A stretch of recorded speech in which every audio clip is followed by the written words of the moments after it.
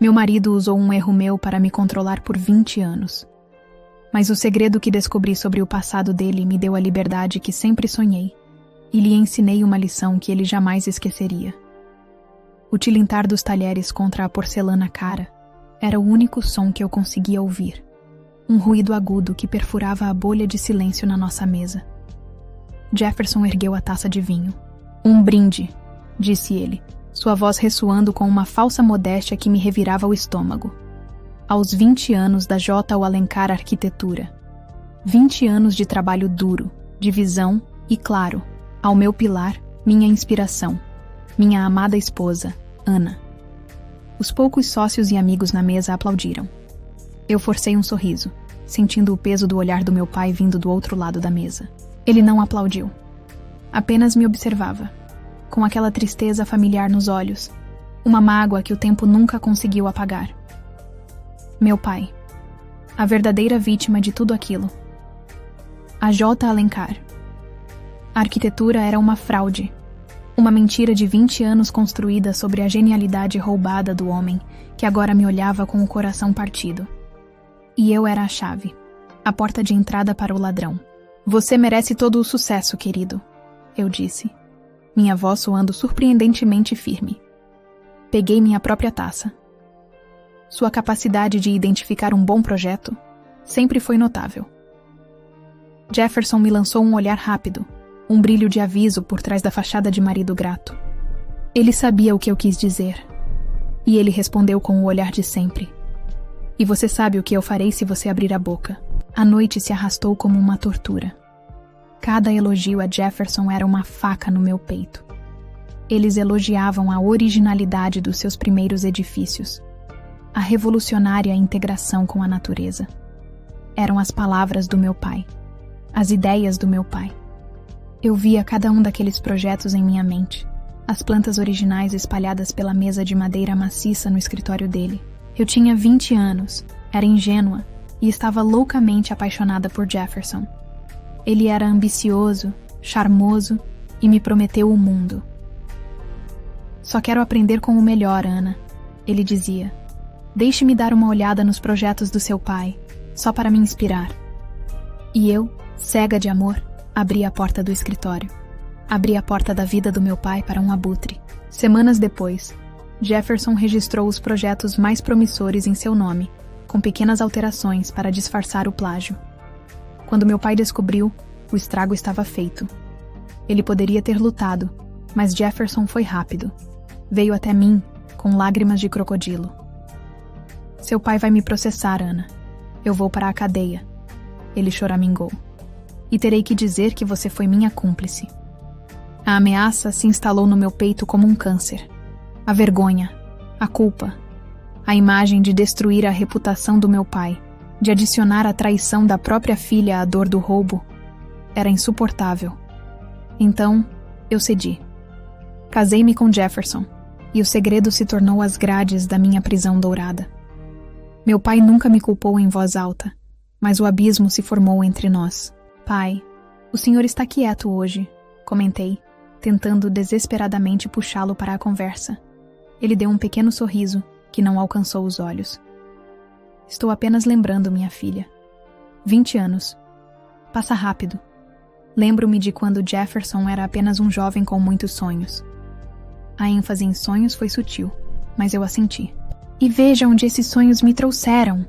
Jefferson interveio expansivo, passando um braço possessivo pelos meus ombros. Com o apoio da sua filha, Roberto, tudo se tornou possível. Era outra ameaça velada. Um lembrete para meu pai. "Sua filha está comigo nisso." Meu pai apenas acenou com a cabeça e bebeu um gole de água. Mais tarde, em casa, Jefferson deixou a máscara cair. "Você foi muito espirituosa hoje no jantar, Ana", disse ele, a voz baixa e cortante.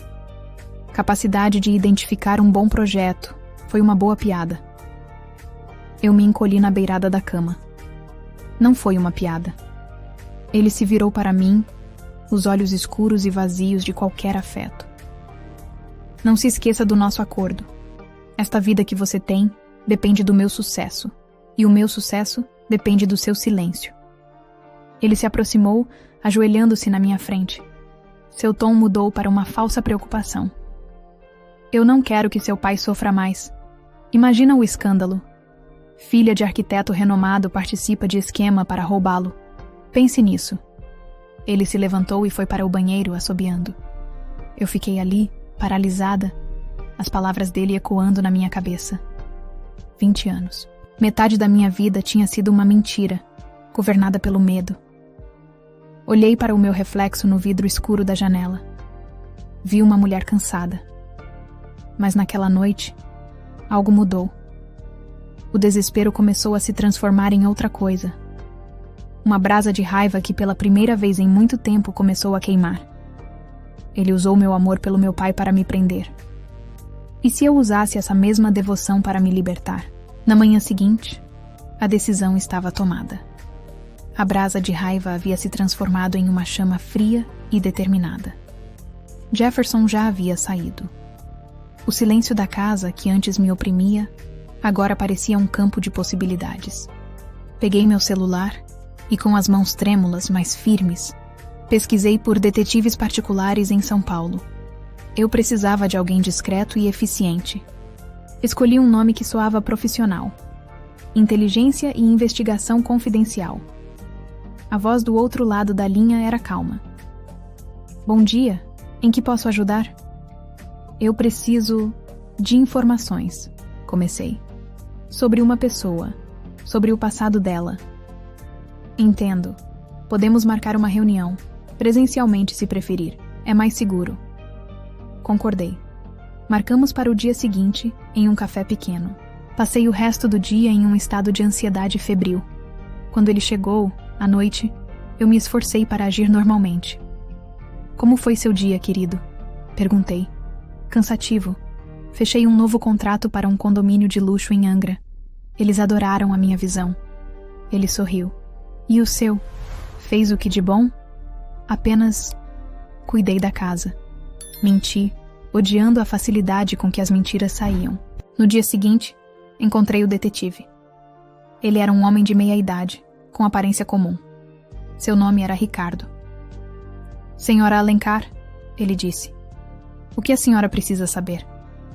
Eu respirei fundo. Meu marido, Jefferson Alencar. Eu quero saber tudo sobre ele. Antes de mim. Cada passo, cada relacionamento, cada negócio. Tudo. Ricardo ouvia atentamente, sem demonstrar surpresa ou julgamento. Isso pode levar tempo, e pode custar caro. O dinheiro não é problema, eu disse. Jefferson era mesquinho comigo, mas eu tinha minhas próprias economias. E eu tenho tempo. 20 anos de tempo, para ser exata. Ele ergueu o olhar do caderno, com um lampejo de curiosidade. Entendido. Preciso de uma foto recente e de todos os dados básicos que a senhora tiver. Eu entreguei a ele um envelope com tudo o que ele pediu. Ele é uma figura pública. Não deve ser difícil encontrar informações superficiais. Eu preciso do que está por baixo, do que ele esconde. Todo mundo esconde alguma coisa, senhora Alencar. Meu trabalho é encontrar. As semanas seguintes foram uma tortura de espera. Jefferson continuava sua vida, alheio a tudo. Você está diferente, ele disse uma noite, mas distante. Estou apenas cansada, respondi, sem tirar os olhos da tela. A idade chega para todos, Jefferson. Ele riu, um som seco. Não para mim. Eu me sinto mais jovem e mais poderoso do que nunca. Aproveite enquanto pode, pensei. Finalmente, Ricardo ligou. Tenho algo. É significativo. Podemos nos encontrar no mesmo lugar? Meu coração disparou. Amanhã, mesmo horário. Naquela noite, eu mal consegui dormir. No dia seguinte, no café, Ricardo não perdeu tempo. Ele deslizou um envelope pardo pela mesa. Jefferson Alencar não é o primeiro nome dele, começou Ricardo. Ele se chamava Jefferson da Silva. Mudou de nome legalmente há uns 25 anos, pouco antes de se mudar para São Paulo. Eu abri o envelope. Dentro, havia cópias de documentos e fotos antigas. Ele veio do interior do Paraná, continuou o detetive. E ele não era solteiro quando a conheceu. Ele era divorciado. A palavra me atingiu como um soco. Divorciado. Em todos esses anos, ele sempre me disse que eu fui seu primeiro e único amor. O nome dela era e é Marta. Marta Gonçalves, disse Ricardo. Eu a encontrei. Ela ainda mora na mesma cidadezinha. Conversei com ela. E o que ela disse? Perguntei, a voz falhando. Ricardo se inclinou para a frente. Ela disse que Jefferson era um jovem arquiteto muito talentoso. O pai dela tinha uma pequena construtora. Ele se casou com ela, entrou para a empresa da família. E em menos de 2 anos, a construtora faliu. Ele a convenceu a assinar uns documentos, transferindo o controle para ele. Ele vendeu os ativos, pegou o dinheiro e desapareceu da cidade. Deixou ela e o pai dela com as dívidas e a vergonha. Eu olhei para a foto de uma mulher jovem ao lado de um Jefferson mais novo. A história era assustadoramente familiar. O mesmo golpe. Ele não era apenas um ladrão, era um predador em série. Mas não é só isso, disse Ricardo.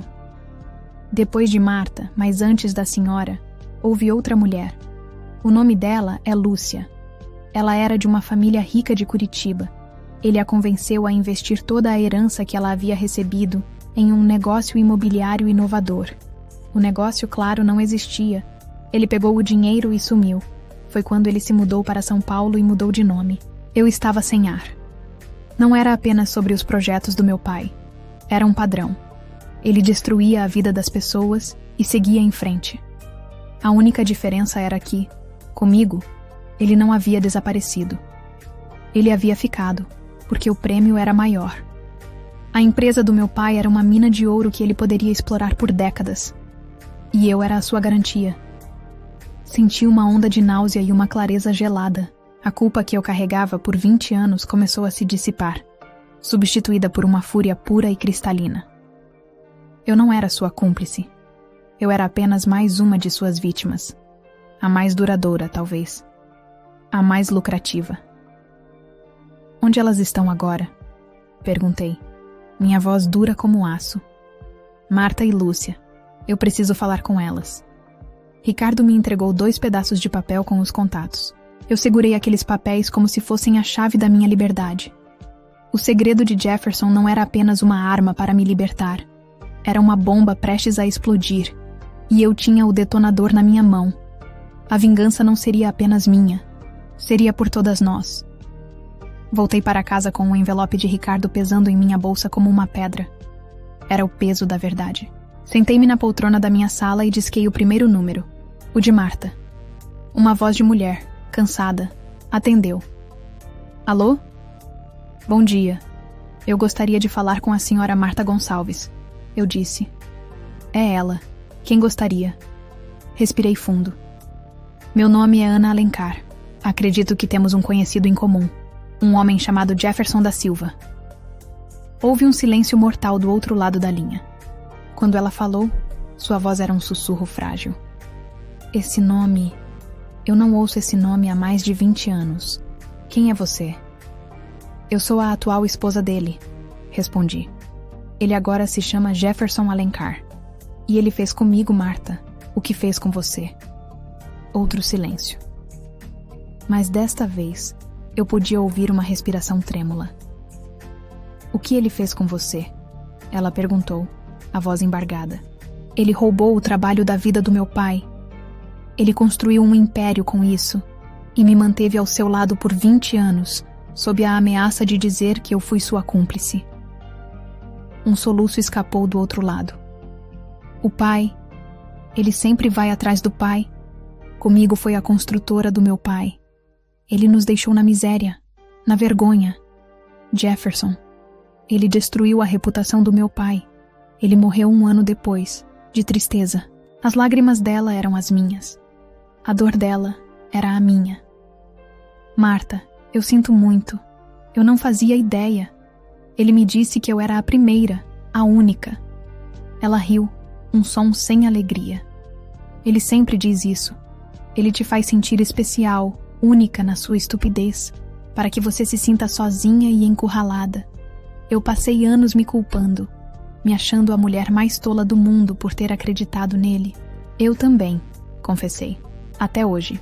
Mas não somos. Ele é um monstro, Martha. E eu vou pará-lo. Como? Ela perguntou, um pingo de esperança em sua voz.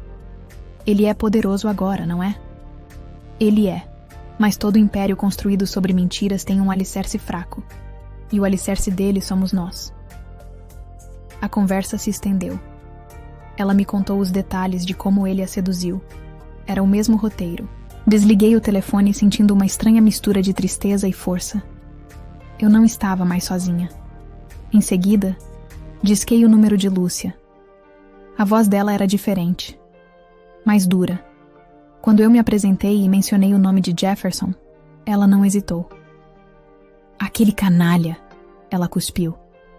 Então ele finalmente foi encontrado. Demorou. O que ele fez com você? Te deixou sem um tostão também? Contei minha história. Ela ouviu em silêncio. Um golpe mais longo, então. Ela concluiu, com uma frieza impressionante. Ele ficou mais sofisticado.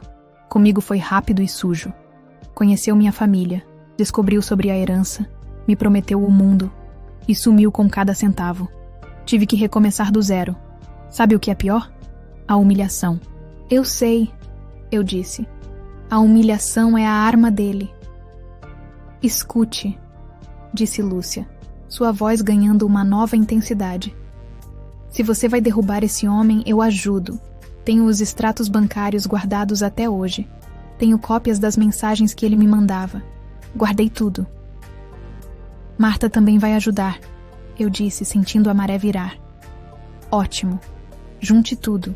Destrua a vida dele como ele destruiu as nossas. Quando Jefferson chegou em casa naquela noite, eu era outra mulher. A máscara de esposa submissa havia caído. Eu estava sentada na sala de estar, com uma taça de vinho na mão. Ele entrou, jogando a pasta no sofá. Dia difícil, resmungou. Eu não me movi, apenas o observei. Por quê? Algum projeto não saiu como esperado? Ele me olhou, surpreso pelo meu tom cortante. Não, apenas pessoas. Clientes são complicados.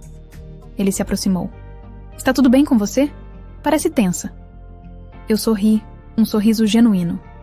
Pelo contrário, Jefferson. Eu nunca me senti tão calma. Ele franziu a testa desconfiado. Sei. Bom, vou tomar um banho. Peça o que quiser, eu disse. Ele parou. Algo na minha postura o estava incomodando. A ausência de medo. O que deu em você hoje, Ana? Ele perguntou, a voz perigosamente baixa. Está cheia de respostas afiadas. Eu me levantei e caminhei lentamente em sua direção. Eu só estava pensando, Jefferson, sobre o passado, sobre como as coisas começam. É fascinante, não é? Como um homem pode simplesmente aparecer, vindo do nada, e construir uma vida inteira. Ele endureceu. Eu trabalhei duro pela minha vida. Ah, sim, eu sei, eu disse quase um sussurro. Você é muito talentoso, especialmente com mulheres que têm pais com empresas, ou com heranças para receber. O rosto dele perdeu a cor. Pela primeira vez em 20 anos eu o vi vacilar. O controle, sua arma mais poderosa, estava escorrendo por entre seus dedos. Eu não sei do que você está falando, ele disse, tentando soar firme. Não sabe? Eu dei um passo para trás, pegando minha bolsa. Não se preocupe. Em breve você vai saber. Todos vão. Deixei-o parado no meio da sala, pálido e confuso. Peguei as chaves do carro e saí, não sem antes me virar na porta. Ah, Jefferson, não me espere para dormir. Dirigi para o único lugar que importava. A casa do meu pai. O ponto de origem de toda essa dor. Era hora de fechar o círculo. Com o envelope contendo a verdade no banco do passageiro, eu estacionei em frente à sua porta. Meu pai abriu a porta, o rosto marcado pela preocupação. 20 anos de distância forçada pareciam evaporar. Ele me guiou para dentro, para o seu escritório. Filha, o que aconteceu? Ele disse. Eu coloquei o envelope pardo sobre a sua mesa. Pai, eu preciso que o senhor se sente, e eu preciso te pedir perdão. Ele se sentou. Eu me ajoelhei ao seu lado, segurando suas mãos. A culpa não foi sua, pai. A culpa foi minha. Comecei. Não foi só que Jefferson roubou seus projetos. Fui eu. Eu dei a ele o acesso. E ele me chantageou. As lágrimas que eu segurei por tanto tempo finalmente vieram. Eu vivi com ele por 20 anos, pai. Não por amor. Por medo. Para te proteger do escândalo. Eu sinto muito. Me perdoe. Eu esperava um grito. Raiva. Mas o que veio foi o silêncio. Levantei o olhar. Meu pai também chorava. Ele soltou uma de suas mãos e, lentamente, abriu a gaveta debaixo da sua escrivaninha. De dentro, ele tirou uma pequena caixa de madeira. Ele a abriu. Dentro, havia recortes de jornal amarelados.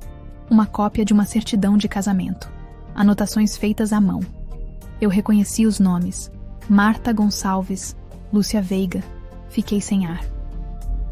O senhor sabia? Ele acenou com a cabeça. Eu não sabia da chantagem, minha filha. Esse foi o meu erro. Mas eu sabia que ele era um canalha. Eu investiguei o passado dele. Descobri sobre Marta. Sobre o dinheiro de Lúcia. Eu tinha tudo isso. Ele apontou para a caixa. Mas eu tive medo. Medo de que, se eu o expusesse, eu destruiria você junto. Achei que você o amava. Meu maior erro, Ana, não foi ter sido roubado. Foi ter te amado tanto que te sufoquei com meu silêncio, sem nunca perguntar se você precisava de ajuda. Naquele momento, as 2 décadas de dor se desfizeram. Nós nos abraçamos, um abraço de perdão mútuo. Éramos pai e filha de novo, unidos contra um inimigo em comum. Ele não vai mais nos machucar, eu disse, a voz firme. Eu falei com elas, pai. Marta e Lúcia. Elas vão ajudar. No dia seguinte, fomos à polícia. Colocamos as 2 caixas na mesa do delegado.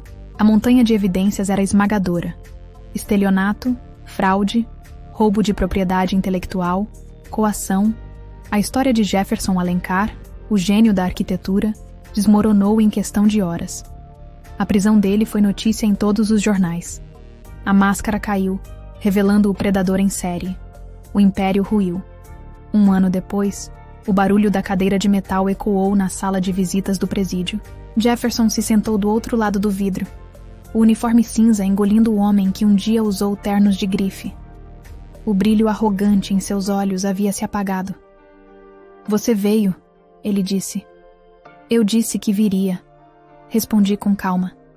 Eu não sentia ódio, nem pena. Apenas um vazio pacífico. Para que, Ana? Para se gabar? Você e seu pai destruíram minha vida. Eu dei um pequeno sorriso. Você está confundindo as coisas, Jefferson. Você destruiu sua vida no momento em que decidiu construí-la sobre as ruínas da vida de outras pessoas. Eu apenas acendi a luz para que todos pudessem ver a bagunça que você fez. Ele baixou o olhar. Eu te amei, do meu jeito.